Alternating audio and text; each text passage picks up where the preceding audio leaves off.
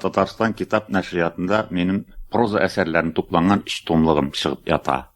Бу 3 томлыкка минем гомер буе язган хикәяләрем, повестларым, романнарым кергән. Монда керми калган бары тик бер генә әсәр бар, ул Исәнме Кәшфияби дигән повестым. Китапның 3нче томына минем 1990 елда чыккан Бәхилләшү дигән повестым кергән. Менә шул Бәхилләшү дигән повестны бастырып йөргән вакытта нәшрият хезмәткәрләреннән 1-2 кеше миңа үпкә белдергән иде. Син әдәби әсәр белән истәлекләрне бултыйсың икән. Әйтик, Бәхилләшү дигән повестыңда син татар хатынының өендә ничек иттереп ипи салганын турында язасың. Нәрсә кирәге бар моның дип миңа 1-2 кеше шушындый үпкә белдерделәр. Ләкин еллар узды, Бәхилләшү китабы таралды, үзенең укучысын тапты, ә минем укучыларым алар нигездә авыл кешеләре, һәм миңа очраган бер җирдә әйтәләр: "Ничек шуны яза алдың син? Ничек язып калдырдың? Бит бүгенге көндә бик сирәк татар хатыны гына ипи сала, ә киләчәктә гомумән булмаячак бу. Син моны тарихка кертеп бик әйбәт эшләгәнсең", диләр. Мин әлбәттә бу сүзләргә бик шат. Менә мин шул Бәхилләшү дигән әсәремнең ипи салу турындагы бүлеген радио тыңлаучыларга тәкъдим итеп карыйм.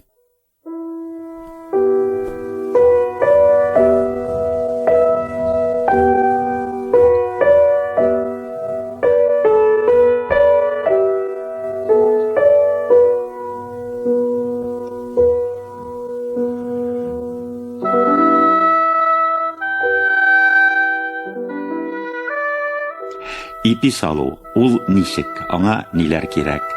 Кирәк әйбер күп түгел. Иң беренчесе эш ярата торган бай күңелле хатын кирәк. Аннан кала яккан утыныңнан тиешле эсселек тудыра алырлык уңышлы, игелекле мич кирәк. Халыкта шундый сүз бар бит: ир кеше бәхетле булсын өчен 3 шарт кирәк икән. Беренчесе хатыннан уңу, икенчесе алган сыерыңнан уңу, өченчесе йортыңа чыгарылган мичтән уңу. Ә хатын-кыз бәхетле булсын өчен ни бар бер шарт кына кирәк икән: ирдән уңу. Менә шул татар хатынының ипи салган көнен күзәтик әле.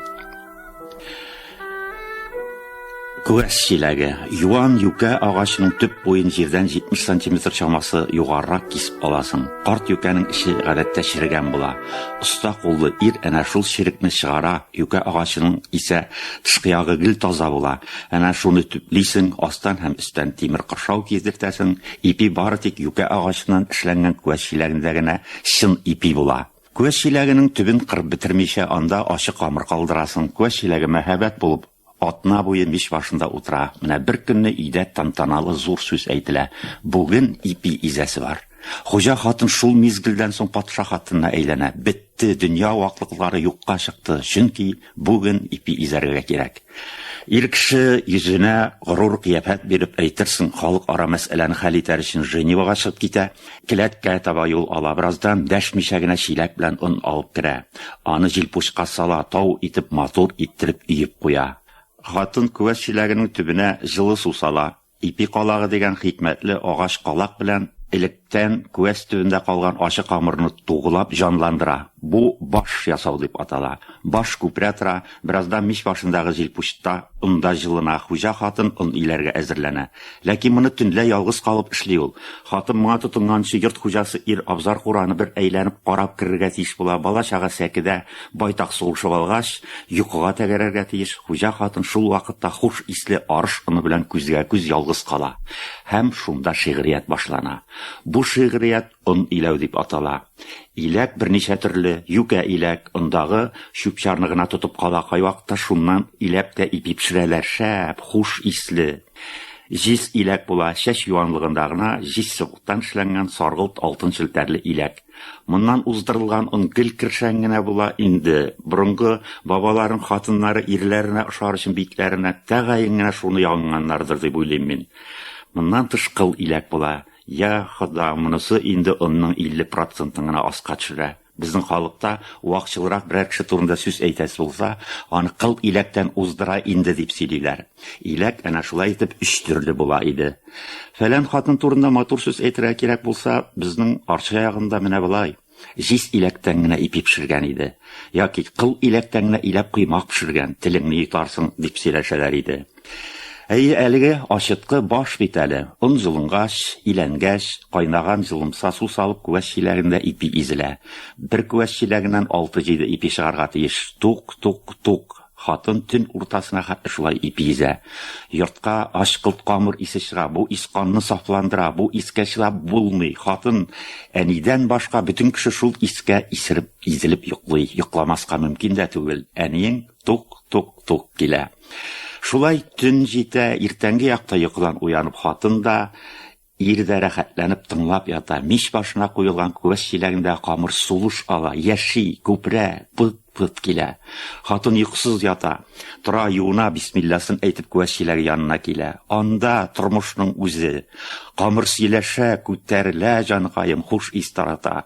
Улары да ирдә кирлә йокысыннан тора, җылы су белән әйбәтләп юына, юынмаган ки ипи он камыр янына килергә ярамый. Мышкылдап утырган күәш чиләген кочаклап күкрәгенә ала да сәкегә китереп куя. Ипи басасы бар. Ирнең шуның белән әлегә вазифасы тәмам. Хатын исә чәчләрен төреп яулык астына тыга. Җылы су сабын белән беләкләрен юа, заклап сөртенә һәм күпреп утырган күәскә беләген тыга. Шулай ипи басу башлана. Камыр сөйләшә, хуҗа хатын белән фикер алыша. Кул хәрәкәтенә җавап биреп кошт дип ала. Йортка яңадан әшкелтем хуш ис чыга. Хатын ипи баскан арада ире кычагы белән кыр утын алып керә, чыра теләп булыша. Иртәнге чәй әзерләп бала чаган мәктәпкә озаткан арада баскан камыр күтәрелеп тә өлгерә. Хатын инде мич томалап йөри, сәгатькә караштырып ала. Күәш чиләгендә камырда бит тик ятмый, холык күрсәтә, өскә таба күтәрелә, ташып чыкмакчы була. Һәм хатын ашыга башлый. Зур театрның режиссеры премьера алдыннан шулай дулкынландадыр дип уйлыйм мин. Сәхнә артын минем бер тапкыр да күргәнем юк. Мин моны чама белән генә сөйлим. Мич томалана. Шул вакытта мич төбе әзер булгач, режиссер пәрдән аша. Әлеге хатын юлган чиста куллар белән күәш чиләгеннән учлап камыр ала да әпе-төпе китереп ачы камырдан ипи ясый. Бу ипи әвәләү дип атала. Безнең өйдә бу процесс башкачарак иде. Әти Арча базарыннан 7 бадыян алып кайткан. Ни өчен бадыян дип аталгандыр инде ул агач савытлар? Бадыян бит ул чәчәк исеме инде. Ләкин безнең өйдә агач станогында юкәдән кырып ясалган 7 бадыян ипи савыты бар. Ачы камырны әни шуларга сала да күпреп маташканда гына әйләндереп ипи күрәгенә куя һәм мич төбенә озата. Гадәттә 7 ипи. Соңгысы күәс төбе дип атала. Ансы агач саплы тимер кыргыч белән күәс чиләген кырып җыелган камырдан пешкән кичкенә ипи. Монысы иң тәмлесе, монысы төпчек иркә балага. Күәс төбе дип атала ул. Бер истәлек 1936 ел. Яз авылда кызамык. Көн сайын хәбәр, Мәликә үлгән, Рөкыя үлгән, Динислам үлгән, Әхмәдулла, Фәсәхәт үлгәннәр. Кызамык безнең инде бәреп салды. Бөтенебез кызамыктан йыгылдык. Ул вакытта температура дигән сүз юк. Фәлән градус дип әйтелми. Әни кеше яки әти кеше яныңа килә дә кытыршы уч төбен маңгаеңа куя. Башы эссе. Бу инде авылда иң бийек диагноз. 36 елда кызамык чорында башы эссе балаларның бик күбесе дөньядан китеп барды. Истәлек дигәнем шул. Барыбыз да идәндә, сәкедә тәгәрәп ятабыз. Барыбызның да башы эссе. Беризлексез чәй ичәсе килә. Самавыр чәе, ләкин андый мөмкинлек юк. Самавырны кичә генә опис белән алып чыгып киттеләр. Ул елларда шундый сүз бар иде. Ягъни вакытында түләнмәгән налог өчен авыл җитәкчеләре фәлән әйберне алып чыгып китәләр дә, шуны торгига куеп саталар. Һәм синең налогыңа акча кертәләр. Шулай чәй ичәсе килә, әни йөгереп йөри. Аш пешерә торган казанда чәй кайната, безгә ишерә. Чәйдән бәрәңге казан тимере тәме килә, аны эчкәч кысасын китерә. Ләкин без бәхетле әле, әни ипи салган. Иртән эссе баш белән без уянганда өйгә ипи исе чыккан. Бу инде зур бәхет. Әйе, истәлегем шул, 4 яшьлек сеңлем Гөлчәчәк үләренә 1 сәгать калганда әнидән әнә шул күәс төбе ипин сорап алды. Әнә теге кичкенә ипине бир диде. Әни морҗа буеннан кичкенә күәс ипин алып аңа тоттырды. Шуны кырыеннан тешләгәч сеңлем үлде. Мин бала әле үлде дигән аңлап бетермим, ләкин карчыклар җыелып аның авызыннан кайырып теге ипи кисәген алганнарын карап тордым. Күңелсез якка кирип киттем бит әле. Ләкин нишлисең, заманыбызның бик таланты фронтовик Виктор Астафьев булай дип язган иде бер вакыт. С возвращением в отчие места начинается какой-то новый пласт жизни. Возникает желание что-то найти. Вот я хожу по овсянке и что-то ищу детство свое. И знаю, не найти его, а все равно на что-то надеюсь. И вот этот поиск, это блуждание по далям памяти рождает какую-то светлую грусть. А грусть и печаль для литератора всегда благодатный материал. Әйдәгез авырулары булмаган сәламәт өйгә ипи салган көнне кирәк әле. Хуҗа хатын әпе-төпе китереп ипи әвәли. Миштә соңгы утын шартлый яна. Хуҗа хатын ашыга, мәсьәләне минутлар хәл итә. Аз гына хата җибәрдеңме, бөтен күрше тирәгә таралачак. Миңлекамалның ипи катлавы булган. Гайниҗамалның ипиен суык тешләгән дип сөйләшәкләр. Беренче чырак ипине миштән алып суынырга куйганда мизгел ычкындырылган һәм ипинең кетерләүле кызгылт тышчасы йомшагыннан аерылган. Бу хәл булмасын өчен ипине миштән алып ашъяулык җәелгән эскәмиягә тезгәндә, хуҗа хатын очлы пычак белән пышт-пышт итеп ипи өстенә төрткәләп ала, кайнар парын чыгара. Тукта, мин юлдан адашканмын икән бит күр әле. Әллә ник истән дә чыккан сүз башым бит шур әле. Әйе, минем максат башка иде. Таба ипи дигән хикмәтле бер ризык турында язмакчы идем мин. Моны мич тартыр алдыннан күмер төшкәч пешерәләр. Хуҗа хатын бу вакытта зур бер оркестрның дирижерына әйләнә дә кала. Сөйләшү, эндәшү юк. Мичтә йодрык кадәр алтын су күмерләр ялкын бәрә. Мичне тартыр алдыннан гына күәш чиләгедә инде ташырга әзерләнә. Димәк, камыр уңган. Аны учлап алып, әпәләп ясарга, бадыянга урнаштырырга кирәк. Ләкин шул арада әле таба ипи пешереп алырга кирәк. Монысы балалар өчен. Балалар булай да инде мич тирәсендә эшер киләләр, кул астына керәләр. Әни кеше әнә шул кызу аяк арасына кыл сыймаган бер вакытта матавыклап йөргән балаларына инде чын күңелдән, ләкин йомшак кына итеп бәргәләп талган. Хай дуңгызлар, чист юзәгемә үттегез бит. Хай юнсезләр китегез дим аяк астыннан дип. Әмма дуңгызлар юнсезләр китмиләр, дөресрәге китә алмыйлар. Чөнки әни кеше таба майлап ята. Бу инде бик тә матур күренеш. Таба теге алтынсыман эре күмер өстенә куела, чыжлый башлый. Әнә нәкъ шул минутта аңа нәкъ үз киңлегендә ясалган 4 см калынлыгында ачы камыр, ипи камыры саласы. Теге юнсезләр шуны көтә. Йомшак итеп артларына түгел, ник шунда кисәү агачы белән сыртларына бирмисең, алар барбыр таба яныннан китмәячәк. Шул деликатесны кулларына төшермичә, мич буеннан алар китмәячәкләр. Уларда таба ипи күпреп пешә дә башлый. Йортка яңадан ачы камыр исе, май исе чыга, башлар әйләнеп китә. Әни кешенең дә бите пәрәмәч кебек кызарган, күзләр нурланган. Ничә минут үтәдер, теге дуңгызлар өчен бөтен бер гомер инде ул, ләкин әни кеше табаны күмер өстеннән табагач белән тартып та ала, пешкән таба ипине пычак эше белән төрткәләп парын җибәрә дә, бармакларына өргәләп теге хикмәтле ипине дүрткә айырып балаларга тоттырып та куя. Шуның белән мич янындагы ыгызы тамам. Хуҗа хатын анда ялгыз кала, мичкә ипи тыгу дигән бөек бер эш башлана. Бу вакытта хуҗа хатынның янына килергә ярамый. Ник шунда кабердән турып җиде бабаң кайтып керми. Берләшкән Милләтләр Оешмасының утырышын шулай зур әһәмият белән ачалардыр дип тоела миңа. 6-7 ипи мич төбенә урнаштырылды, мич капкачы ябылды, мич томаланды, учакка тартылган күмернең куәтәрәм китмәсенгә казанга су салынды. Пар биреп казан кайный башлады. Шул вакыт хуҗа хатын олы якка чыгып, стена сәгатенә күз ташлады. 11 тулып чирек, диде ул үз-үзенә. Бу хәтердә калсын өчен әйтелә, димәк, ипине фәлән сәгать фәлән минутта аласы, йөзе кимәсен. Ипине мичтә нәкъ сәгать ярым тотасы.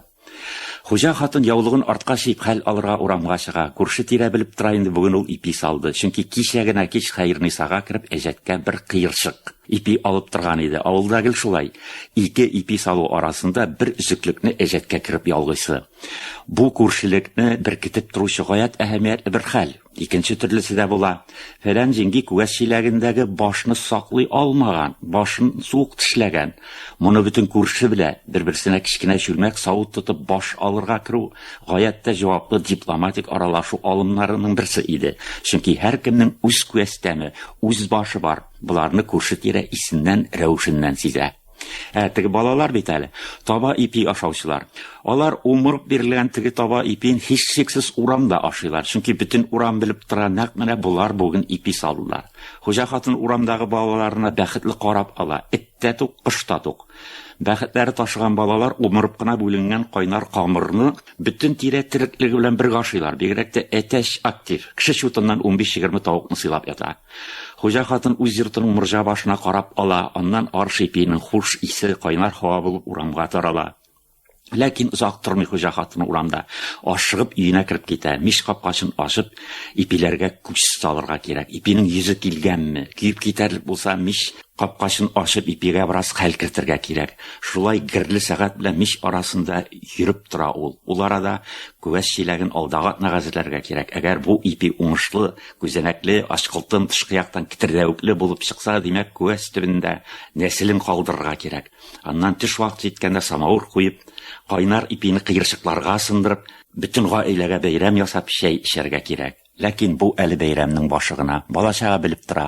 Пишмак якта шүлмәктә 2 көн инде борчак бүртә. Бүген кич һич шиксез борчак шумары булачак, чөнки әни ашыган ипи камырыннан шумар өчен бераз алып калды. Әти кеше кичен аш өлгер алдыннан гына кар базына төшеп такта әбәт чиләгеннән бер савыт катык алып менәчәк.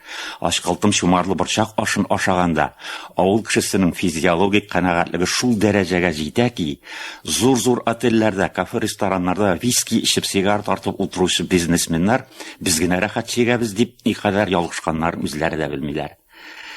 Кичке аш өлгергәнче әле вакыт бар. Ипиләр бераз суына төшкәч, хуҗа хатын аның иң матурын урталай дүрткә кисеп, кыерчык ясап, бер-ике күршесенә кичәге, бүген, иртәнге әҗәтен түләр. Әҗәт түләү дипломатик пассарларның берсе. Моны үтәгәндә хатын-кыз чисти, вәкаләтле һәм гадәттән тыш тагын әллә кемнәргә әйләнеп бетә. Янына килмәдә, әҗәт түләргә керер алдыннан бик чиста киндер тастымал алыныр. Ипи аңа зур саклык белән төрелер. Моны әле хуҗа хатын зур саклык белән чиста матур алъяпкычының уң як итәген бераз күтәреп каплар һәм урам буйлап матур итеп атлап әҗәт түләргә китәр. Бүген аның ипи уңган, бүген ул шушы урамда королева, патша хатыны, ханбикә ул, тагын әллә кем ул. Һәм әҗәтне түләгәндә һич тә мактанмаячак ул татар хатыны, үз ипин тәнкыйть итә күрсәтәчәк. Менәтрәк мич башым салкынрак булган, изеп куюым булды. Төнге 11 иде, күәс чиләгемне утыртуым булды, йөрәгем жу итеп китте. Ай, мин әйтәм, мич башымда җыллык җитәрлек түгел бит. Ай, мин әйтәм, камырым карап була бит. Менә шул камырымны суык тешләгән күршесе. Мин Камал, алай димәсен, синең ипикел әйбәт була, аны бөтен урам белә инде. Әнә бит Хәмденисаның бер дә уңмый. Аның өчен Хәмдениса иске чүпрәдән баш ясый. Чүпрәсенең куәте беткән. Аннан әнә Шәмсенисаны кара, ипикел кайраклы була. Алай димәсен, синеке бик әйбәт була. Бәхетле рухи яктан тирән мизгелләр. Истәлекнең тагын берсе. Моннан 3 еллар элек улым белән авылга ялга кайткач, әби-баба каберен күрсәтергә төп чыгышлы Зуган Сикертән авылына барган идек. Кайтыр алдыннан Сикертән табу башыннан карап торам, 2 авыл арасы яшькелт сары арыш диңгезе иде. Арышның соңгы тапкыр серкә ишереп башакланып, тутырып, авырайып, җиргә баллы салат истаратып утырган көннәре. Үз авылыбызга кадәр тасма булып тузанлы юл сузылган. Юлдан тузанлы койрык булып, берзлексез йөк машиналары чаба. Юлга чыксаң, әлбәттә, һәр шофер уттай кызган тимер кабинасын ачып, елмаеп урын тәкъдим итәчәк. Шунда күңелемә вәсвәсә керде. Әгәр дә мәгәр арыш басуын ярып кайтсак. Колхоз рәисе әйтә, ярты сәгатьтә минем шофер килеп җитә. Аңарчы минем хатын ясан яңа тырбарыны белән чәй эчә торыйк ди. Миндә исә вәсвәсә тагы да көчәйде. Карале, председатель иптәш дим, әгәр без 2 пар аяк белән шул арыш басуын ярып кайтып китсәк, икмәккә зыян тиярме дим. Рәис көлә. Хәзерге комбайннар парикмахерскадагы налевка машинкасы кебек ди. Сез үткәннән генә зыян булмас диде. Тик менә бу ак күлмәгенне генә салып тутарга туры килер инде. Шулай без чәчкеч изеннән генә атладык, арышка зыян китермәдек. 2 метр биеклектәге арыш диңгезен чар-чыр ярып, нәкъ 2 километр ара узып, үз авылыбызның беренче киртәсе янына килеп чыкканда, мин үзем рәхәттән, канагатьлектән бераз гына исәрләнгән идем. Улымныкын әйтә алмыйм, ләкин шул җәйдән соң ул мәктәптән кайтып, кулын юуга шкафтан арыш ипи ала һәм зур кружка сөт салып, бик җитди кыяфәт белән әбәт ашый башлады. Мин моңа бик шат.